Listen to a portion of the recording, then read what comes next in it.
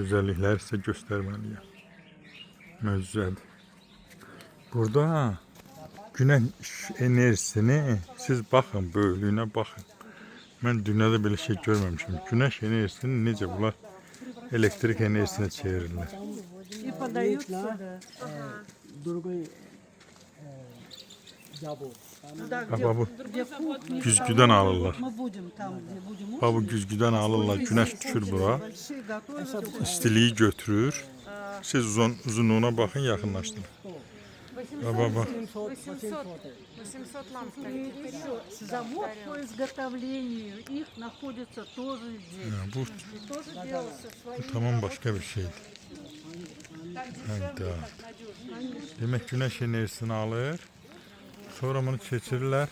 Yığılır bir yere, keçirirler para. Paradan tezden elektrik enerjisi alırlar. Bütün suyu, istiliği, ışığı hamısını bundan halledirler. Güzel. Burada 800 belə tarelka düzəldiblər. 800 belə tarelka düzəldiblər. Çox nəhəng bir şey, nəhəng. Смотри, они попадают в солнечные лучи, он идет, туда отражается, там закипает вода. Это смысл этого, как пар как бы двигает. Ну, как любая электростанция.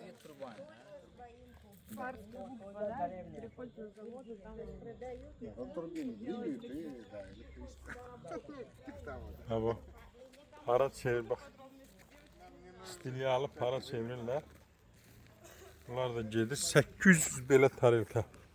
Zarafat böyle bir sahədir. Beləsini də göstərim, uzunluğunu göstərdim. Bak. Bak.